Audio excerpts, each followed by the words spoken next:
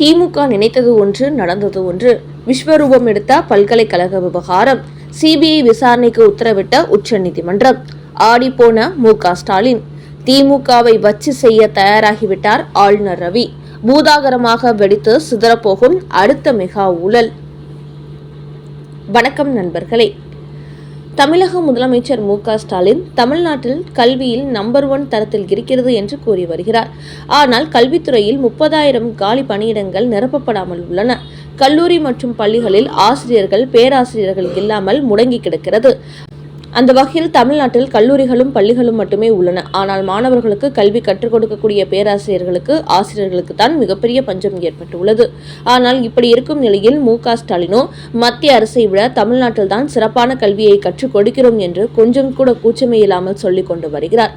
அதோடு பல முக்கிய பல்கலைக்கழகங்களில் பேராசிரியர்களுக்கு தமிழக அரசு சம்பளமே கொடுக்காமல் இருந்து வருகிறது. இதனால் அவர்கள் நீதிமன்றத்தை நாட வேண்டிய சூழலும் ஏற்பட்டு இருக்கிறது.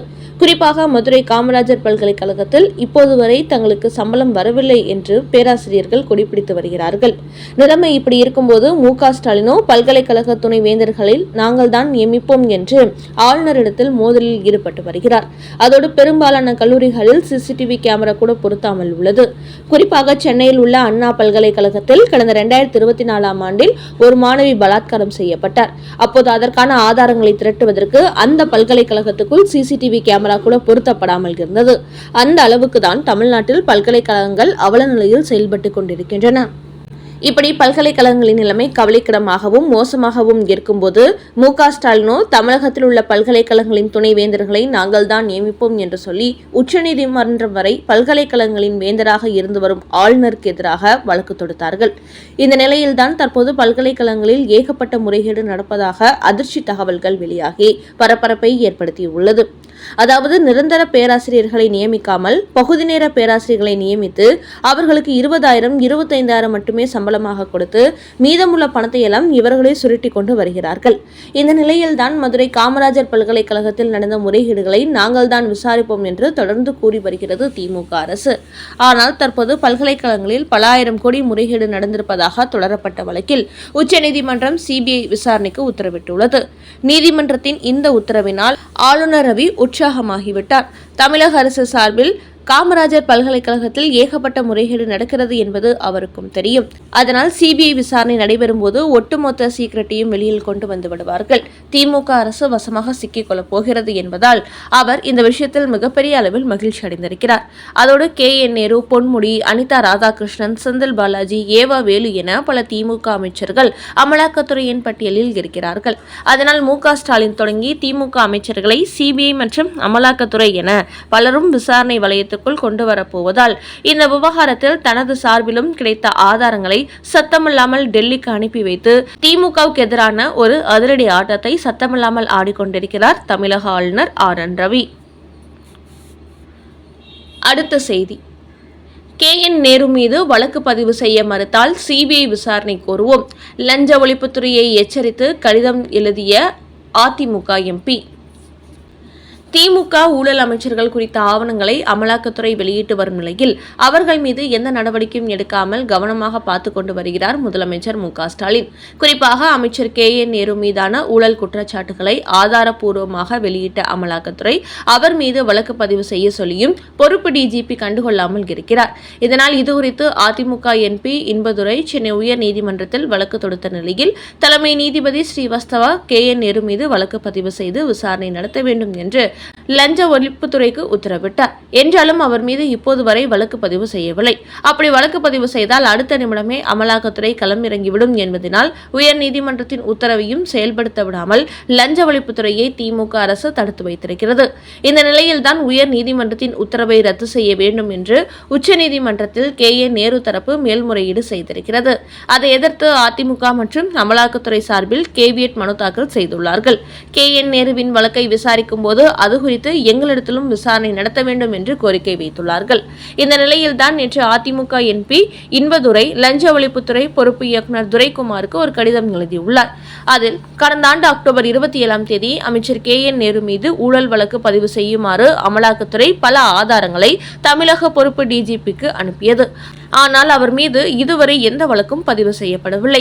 இந்த நிலையில் கடந்த 20 சென்னை உயர்நீதிமன்றமும் KN நேரு மீது வழக்கு பதிவு செய்து விசாரணை நடத்துமாறு தமிழக லஞ்ச ஒழிப்புத்துறைக்கு உத்தரவிட்டது. என்றாலும் இப்போது வரை நீங்களும் அவர் மீது எந்த வழக்கு பதிவும் செய்யாமல் சட்டத்தை மீறி ஊழல்வாதிகளுக்கு சாதகமாக செயல்பட்டு வருகிறீர்கள். அதோடு உயர்நீதிமன்றத்தின் உத்தரவையும் மதிக்கவில்லை. இந்த செயல் லஞ்ச ஒழிப்புத்துறை இயக்குநர் தனது கடமையை செய்யாமல் ஊழல்வாதிகளுக்கு உறுதுணையாக செயல்படுவதையே வெளிப்படுத்துகிறது. அதனால் அமலாக்கத்துறை அனுப்பிய ஆதாரங்களின் அடிப்படையில் அமைச்சர் KN நேரு மீது வழக்கு பதிவு செய்து லஞ்ச ஒழிப்புத்துறையின் இணையதளத்தில் பதிவேற்றம் செய்ய வேண்டும். அப்படி செய்யவில்லை என்றால் கடமையை செய்ய தவறிய லஞ்ச ஒழிப்புத்துறை இயக்குநர் மீது சட்டப்படி நடவடிக்கை எடுப்போம். அதோடு CBI விசாரணையை கேட்டு அடுத்த வழக்கு தொடருவோம் என்றும் அந்த கடிதத்தில் குறிப்பிட்டுள்ளார் அதிமுக MP இன்பதுரை.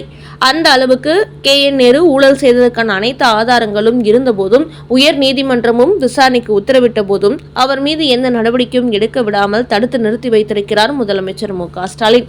அதன் காரணமாகவே அடுத்தபடியாக CBI விசாரணைக்கு செல்ல போவதாக லஞ்ச ஒழிப்புத்துறையின் செயலை கண்டித்து கடிதம் எழுதியிருக்கிறது அதிமுக என்பது குறிப்பிடத்தக்கது. அடுத்த செய்தி, டெல்லி செங்கோட்டை குண்டுவெடிப்பில் மேலும் 2 பயங்கரவாதிகள் கைது. கடந்த ஆண்டு நவம்பர் மாதம் டெல்லி செங்கோட்டைக்கு அருகே கார் குண்டுவெடிப்பில் 11 பேர் உயிரிழந்தார்கள். இந்த குண்டுவெடிப்பை நிகழ்த்திய முக்கிய குற்றவாளி உமர் நபி இந்த சம்பவத்தில் உயிரிழந்தார். அதையடுத்து 9 பேரை கைது செய்து NIA விசாரணை நடத்தி வருகிறது.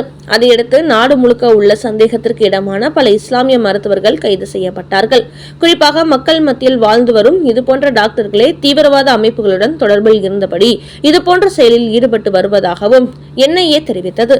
இந்த நிலையில்தான் இந்த குண்டுவெடிப்பின் பின்னணியில் இருந்த மற்ற நபர்களை கண்டறியும் பணியில் தொடர்ந்து NIA ஈடுபட்டு வந்த நிலையில் நேற்று மேலும் 2 பேரை கைது செய்தார்கள்.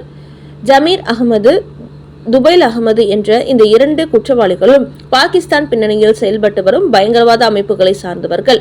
பல்வேறு பயங்கர சதி திட்டங்களில் ஈடுபட்டுள்ள இவர்கள் பயங்கரவாத செயல்களை நிகழ்த்த ஆயுதங்கள் மற்றும் வெடி மருந்துகளை சேகரித்து வந்ததும் NIA நடத்திய விசாரணையில் தெரிய வந்துள்ளது. ஒவ்வொரு குடும்பத்துக்கும் 10,000 வரவேற்கும் அண்ணாமலை.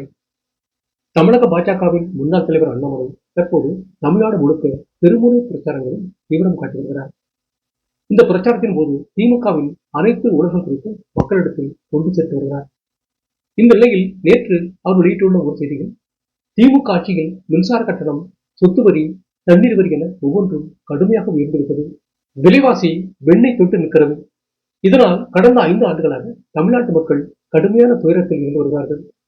இந்த நேரத்தில் அதிமுக சார்பில் தங்களது கூட்டணி வெற்றி பெற்றால் ஒவ்வொரு குடும்பத்துக்கும் 10,000 ரூபாய் கொடுக்கப்படும் என்று எடப்பாடி பழனிசாமி அறிவித்திருப்பது வரவேற்க வேண்டிய விஷயம். 5 ஆண்டுகளாக துன்பத்தில் இருக்கும் தமிழ்நாட்டு மக்களுக்கு இது ஒரு சிறிய உதவியாக இருக்கும். மேலும் 2021 தாங்கள் வெற்றி பெற்றதும் அனைத்து இல்லத்தரசிகளுக்கும் மாதந்தோறும் 1000 ரூபாய் என்று சொன்ன முக 2 ஆண்டுகளாக அதை கொடுக்கவில்லை. பின்னர் அதை கொடுத்த போது தகுதி வாய்ந்த மகளிருக்கு மட்டுமே என்று சொல்லி பல்ட்டி அடித்து விட்டார். இதனால் ஏமாற்றப்பட்ட தமிழ்நாட்டு இல்லத்தரசிகள் திமுக மீது கடுமையான கோபத்தில் இருக்கிறார்கள். அதனால் தற்போது எடப்பாடி பழனிசாமி ரேஷன் கார்டு அடிப்படையில் அனைத்து பெண்களுக்கும் மாதந்தோறும் 2000 ரூபாய் தரப்படும் என்று அறிவித்திருப்பது இல்லத்தரசிகளுக்கு மகிழ்ச்சியை கொடுத்துள்ளது. அதனால் வரப்போகிற சட்டமன்ற தேர்தலில் தமிழ்நாட்டில் தேசிய ஜனநாயக கூட்டணி கண்டிப்பாக வெற்றி பெறும் என்று கூறியுள்ள அண்ணாமலை, திமுக ஆட்சிக்கு வந்த பிறகு ஒரு பொங்கலுக்கு கூட ரேஷன் கடைகளில் பணம் கொடுத்ததில்லை. ஆனால் இப்போது தேர்தல் வரப்போகிறது என்றதும் 3000 ரூபாய் கொடுக்கிறார் ஸ்டாலின். இது மக்களை ஏமாற்றும் செயலாகும். அதேபோல் கோடைக்கால பரிசு தொகை என்று சொல்லி 2000 கொடுக்கிறார். திமுக ஆட்சிக்கு வந்து கடந்த 4 ஆண்டுகளாக தமிழ்நாட்டுக்கு கோடைக்காலமே வரவில்லையா? அதனால் தமிழ்நாட்டு மக்கள் ஸ்டாலினின் இந்த பித்தலாட்டத்தை புரிந்து கொள்ள வேண்டும். மீண்டும் மக்களிடத்தில் ஓட்டு வாங்க வேண்டும் என்பதற்காக திட்டமிட்டே இதை செய்கிறார். இதில் மீண்டும் அவர் வெற்றி பெற்றால் அதன் பிறகு 5 ஆண்டுகளுக்கு அனைத்து வரிகளையும் விலைவாசியும் கடுமையாக உயர்த்தி மக்களை மறுத்தெடுப்பார் என்பதை தமிழ்நாட்டு மக்கள் மறந்துவிட வேண்டாம் என்றும் அண்ணாமலை கூறியிருக்கிறார்.